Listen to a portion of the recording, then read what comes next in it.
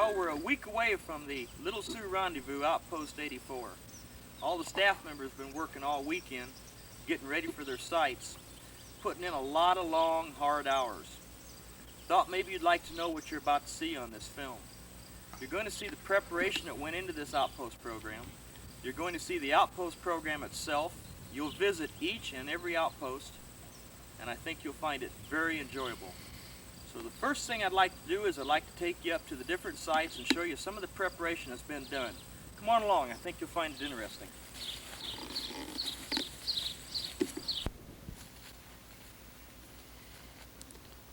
Well, here we are at the Mountain Man site.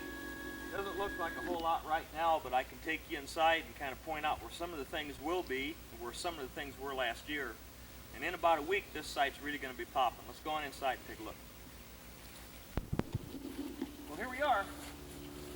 There's your Mountain Man sign.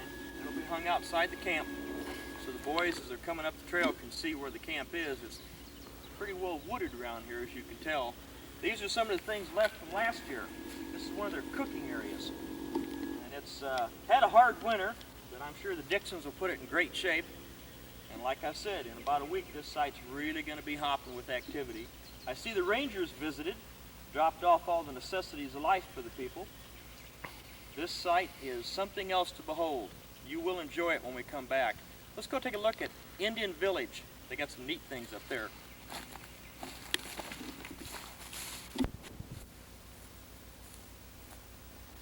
This is your Sioux Indian Village. And if you'll see, up in the valley here, there's several things already built and waiting.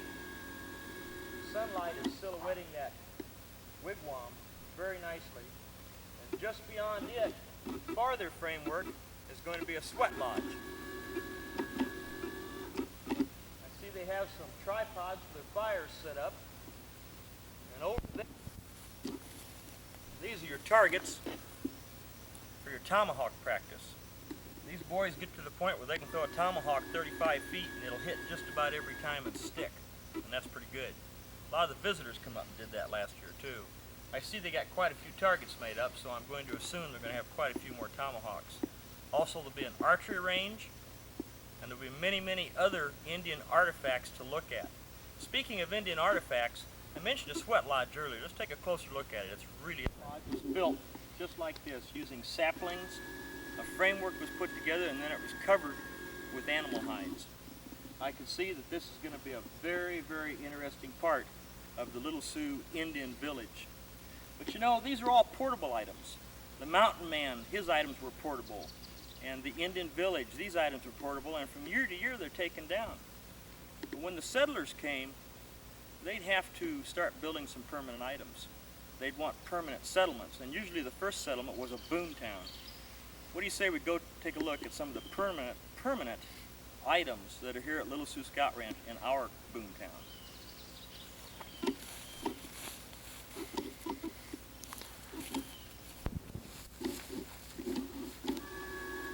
Here's a very special place. This is Boomtown. This is a very permanent settlement. In fact, I see some Boomtown staff members over there, and I hear them too. They're building it, putting things together. We got about a week left before this rendezvous hits. These guys have been awful active. And I said this was a special place to me, and it is because I'm one of the co-directors of Boomtown, and the other one's over there doing the pounding. In front of the brand new Boomtown blacksmith shop. Behind me, you'll see a bellows that operates the forge. It's not brand new by any means. That's an exact replica of an 1800s bellows. It's called a giant bellows. This shop's going to hold 3 forges and about 10 boys at a crack. And they'll be having a lot of fun in here learning how in the 1800s people work their metals. Now, across the street is the woodworking shop, and I think we ought to take a look at it because it's got some awful interesting stuff in it. Right now, I'm sitting in front of Boomtown's woodworking shop. This is a pole shed that Larry and I and 3 other guys built. It's 25 foot by 50 foot, and it houses all our woodworking equipment.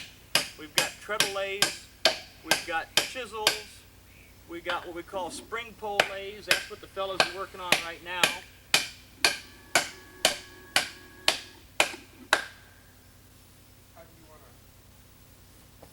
I'm sitting on right here is a shaving horse, and we've got 7 of these, and the boys sit at it, and they use their feet in a pushing motion, and they put something solid under here, not my hand, and then they use a draw knife on it. And this is a little foot-powered vise. Very useful item from the Boomtown's gravity-powered wood lathe.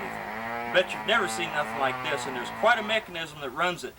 Let's take a look at that mechanism. I think you'll be very impressed. The mechanism that runs this wood lathe. Right over here is what they call the great wheel. Now this great wheel has attached to it this smaller wheel with a hand crank on it. Right here is an idler pulley. That keeps all the ropes and cables tight. Everything's done by rope. Now this great wheel powers that lathe. This great wheel can be cranked by hand or it can be powered by gravity. There's our gravity machine right there. Now that heavy weighted item that's running on that steel cable has ropes attached to the back and front of it. Those ropes run up that hill 200 foot to a tree and back down to here. Now if I can get our staff member Danny Moore to come over and give me a hand, we'll give you a demonstration of this. Danny, you want to give me a hand with this? What attaches the gravity to the machine. To start out, we'll put this around here in a loose fashion so that it can come off when the machine is all wound up. Now Danny and I will crank this machine up and wind that weight to the top of the hill. All right, Danny, turn her loose. You see how this is turning?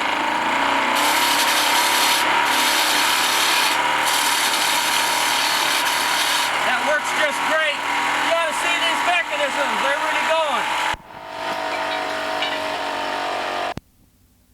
That was our gravity-powered wood lathe at Boomtown. Now the light's fading on us, and the guys are all going to go up to the shop and work tonight for a while and try and get some more equipment done. Let's go on up there and see what they got cooking. Tomorrow or the next day we'll take a look at wilderness resources and waterways before they get going. Let's go to the shop now.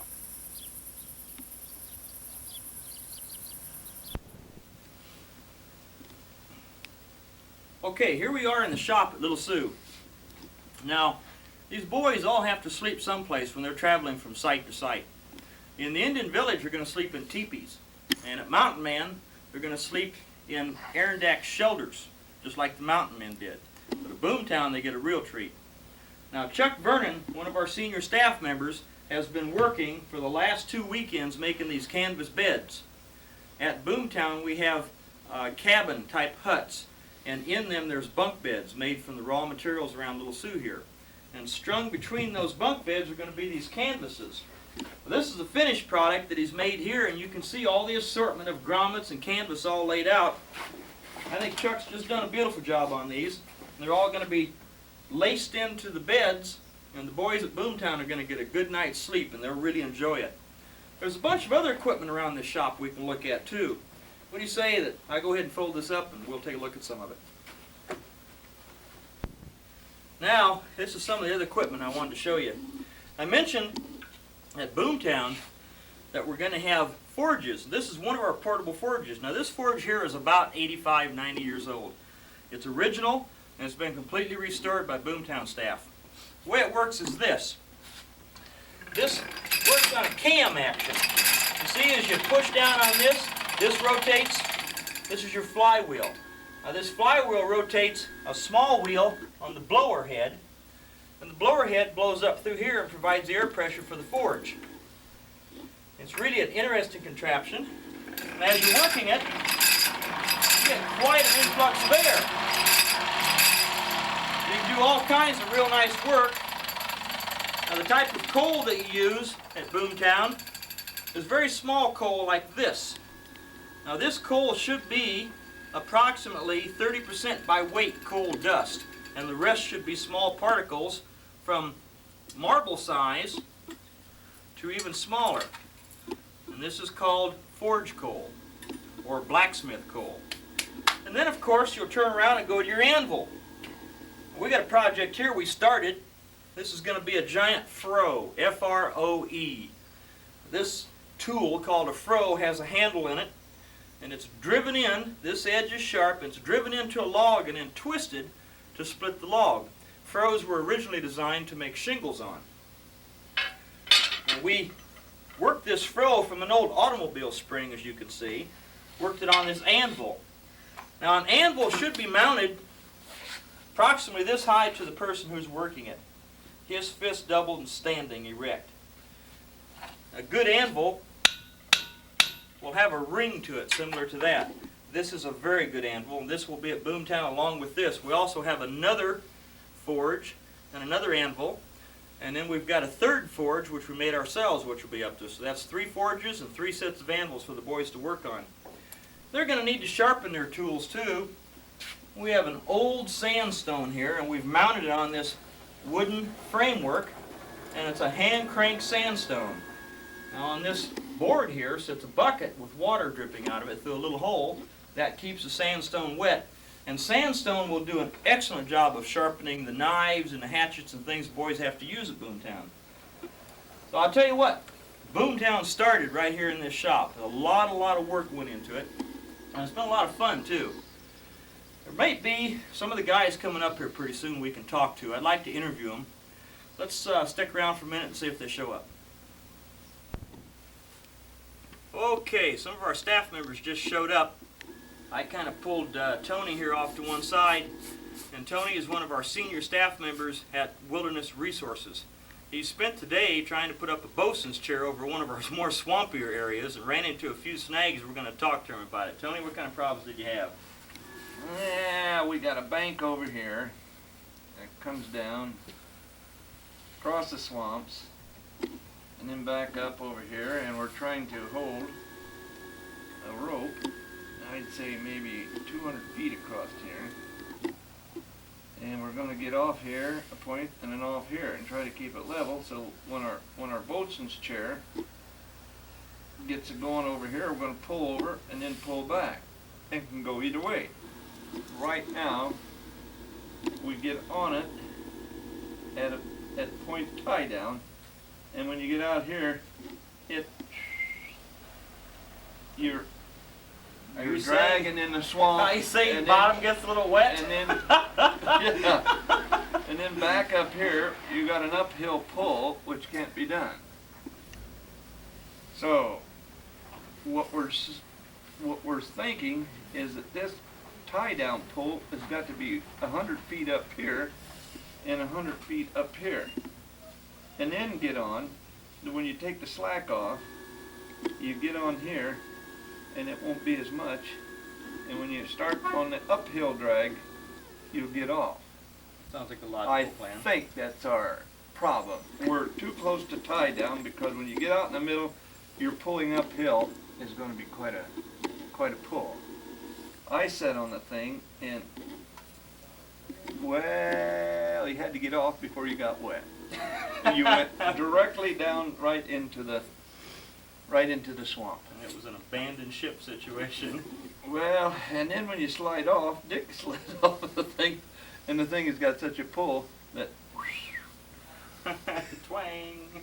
Pulled the thing all the way up. Well, I'm sure you guys will work it out. Tell us about a couple of the other things you got planned for Wilderness Resources. Okay, the water purifier.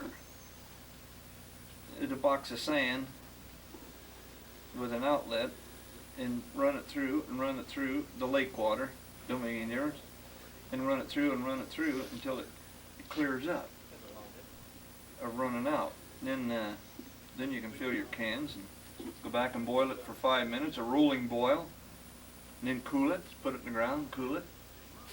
Then you Now that is an dump it. 1800s method of purifying water. That's the only way. From time on. Yes, 1800. Yes. Around the 1850s, it started. We probably should point out here that the staff member in charge of this particular site is Kenny King, and you and him are going to be working very closely to put it together, and we will be back to visit Tony and Kenny when they get that site going. So later on in this tape, you'll enjoy Wilderness Resources, and we will see whether or not Tony ever gets this problem solved. You got a week, fella. Yeah. Thank you. Cut. I'm sitting here with Dick Hawes now, the volunteer chairman for Outpost 83 and this year's Outpost 84. Dick was up in the boondocks today with Tony helping him on this boatswain's chair. How'd that project go, Dick? It was a disaster. Tony's description was pretty good then. Huh? Well, you know, I was only 24 years old when I started out on this morning. You've aged. You've done well. Between poison ivy and greenbrier bushes, it's been a picnic. How's this program gone so far this year? Well, the volunteers have done just super. The chairman has left a little bit to be desired, but Well, as one of the volunteers, we don't feel that way. We're quite satisfied with everything you've done, and it's been a pleasure to work with you.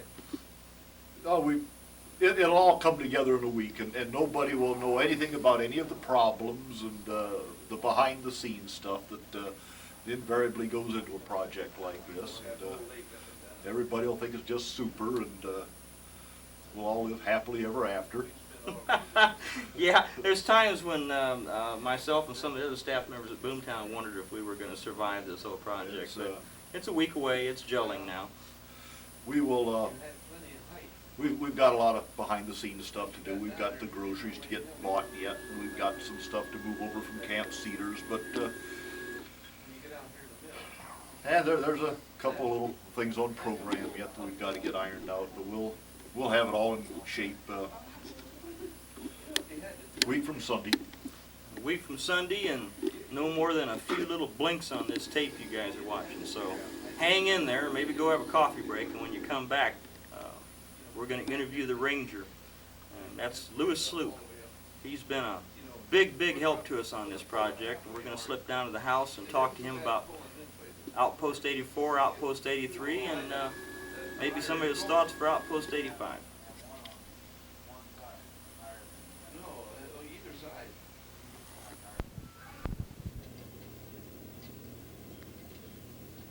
Well, folks, I don't mean to throw you a curve. This is a week later. We went down to the house to talk to Sloop, and he was so tired. We'll have to catch him another time. We had to put the camera away, and we're back now. This event's one day away. It's Sunday, and over to my right over here are some folks that are opening up a brand new trail called the Charles Larpenter Trail. Let's go over and take a talk with them.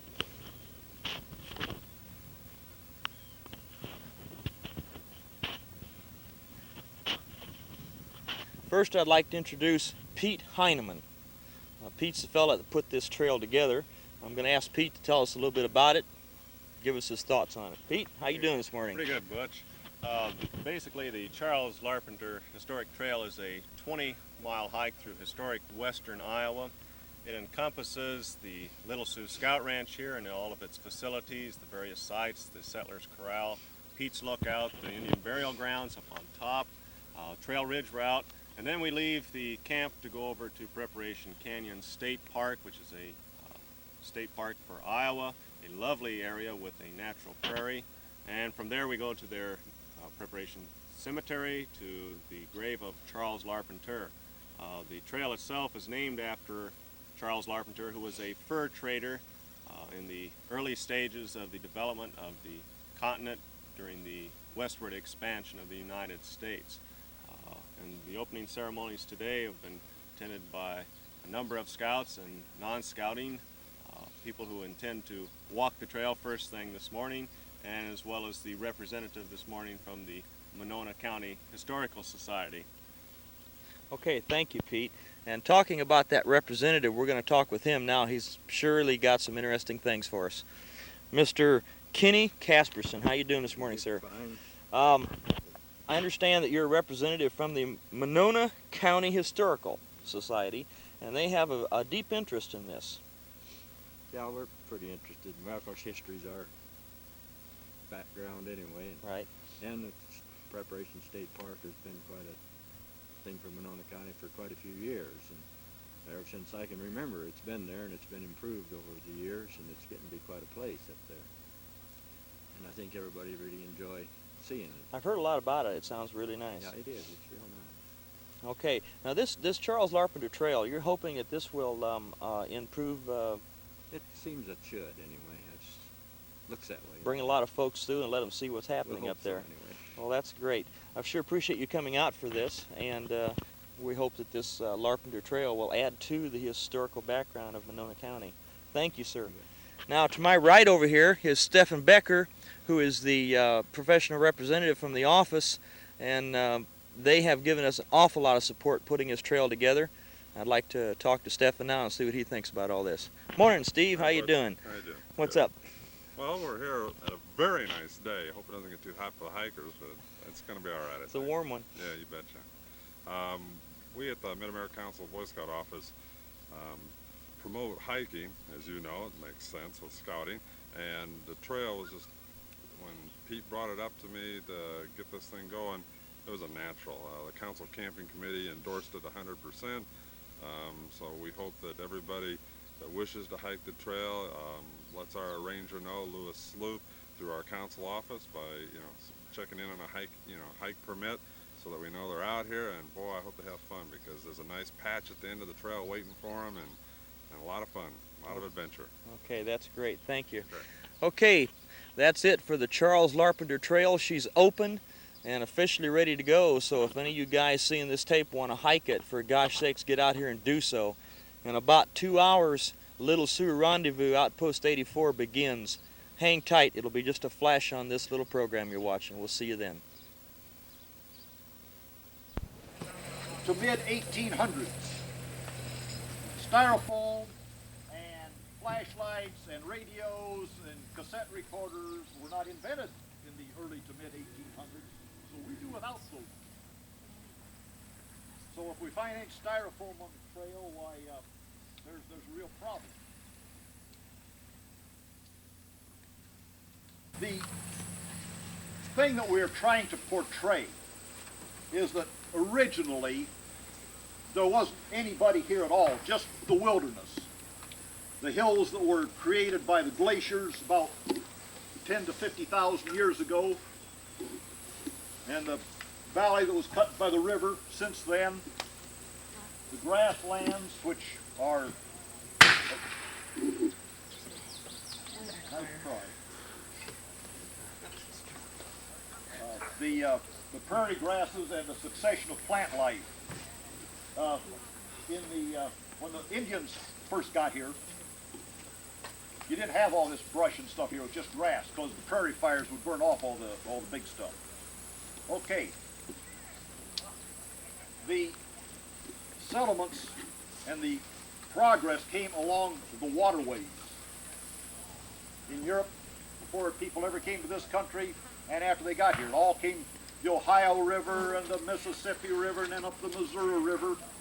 And that was in the very early 1800s, 1804, when Lewis and Clark went up here. And of course there was some trappers who'd gone up ahead of them even. Then you've got the Indian culture that was here. Then the mountain men came in, and they were not just tourists, they were businessmen making a living the hard way, trapping. And of course, following the mountain men was a little bit more civilization, which we called boom towns. And they had carpenter shops, and they had blacksmith shops, and a little, permanent settlements of, or a little bit more permanent. And we are trying to portray all of those events. We are dressing the part insofar as possible.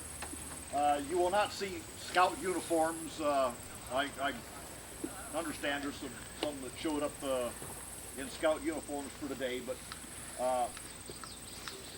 the people in the outposts on staff are dressing the part. You'll see the mountain men in the buckskins, and the Indians in Indian costume, and the boomtown people in the overalls, and that type of thing. So blue jeans and bib overalls and what have you are perfectly in order.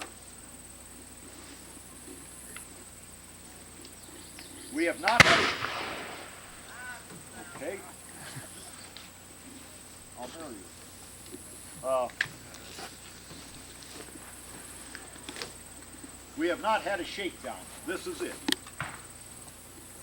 If you've got radios, flashlights, and that stuff along, either drop it off in your yellow folder on your way out of here, or just make darn sure that none of the staff sees it, because they will ask you for it and you will get it back on Saturday. Don't spoil the picture. You will be doing things which ordinarily in a scout context are absolute no-nos. You will be throwing hatchets, for example. You know, you've been taught you don't ever do that. Well, you're going to get to do it here. You're going to be firing that black powder rifle over there. Hopefully better than Dan's doing it. You will be using machine tools of a sort, lathes and whatnot. Some of you may have done this in high school, junior high, or whatever. You're going to be doing it with a little bit more primitive equipment this time. You will be running forges and sharpening things. And at Boomtown, the equipment is very, very sharp. And safety is uppermost in our minds on this thing. For gosh sakes, fellas, be careful. Do everything just like you're told. We don't want anybody shot. We don't want anybody chopped up. We don't want anybody stabbed. Pain hurts. Some of the things that they did. Come on, be sport, Dick. Come on now. Sir? Come on, let's be sport. Well, hey, I promised their mothers that. What can I say? Sir? We won't tell them. You said Kegger. Well, one of the. What? Where did the Eagles start out again? The Eagles start at Waterways. Yes. Yeah, you can bring a camera. I think that'd be neat to bring a camera along. You just might want that. Yeah, man, they didn't have cameras. Well, Matthew Brady had a camera. We'll just call this kid Matt, okay? I know you're Matt, but so is he now. Not the best man. We're going to even have a saloon of sorts at the rendezvous. There'll be a cake there. There'll be some junk food there. And we're gonna. There'll give you a chance to get a bath and kind of cool off a little bit and rendezvous. And then back to work again.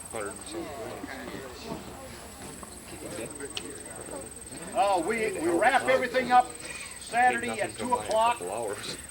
Saturday at 2 o'clock, we're over. You pack up, you come on in, and your family, if they haven't forgotten about you, will pick you up here. And if you're any kind of a sport at all,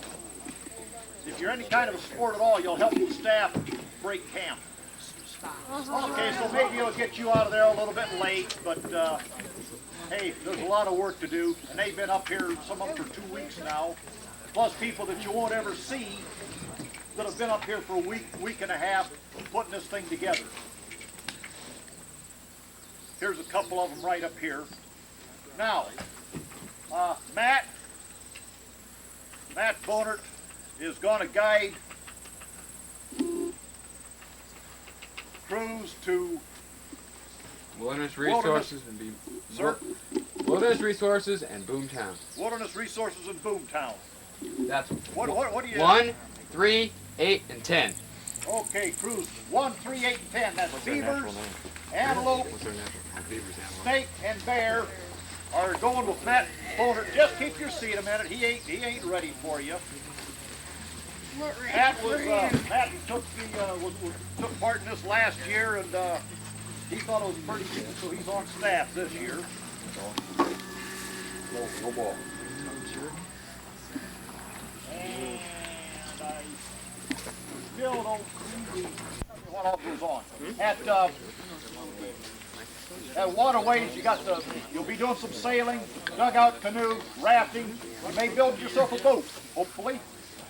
At Indian Village, you'll be doing Indian skills, Indian lore, doing some Indian cooking. At Mountain Man, you're going to be doing trapping, black powder, tanning hides, making a bait box, making a leather pouch. You're just busier than anything at Mountain Man. What you're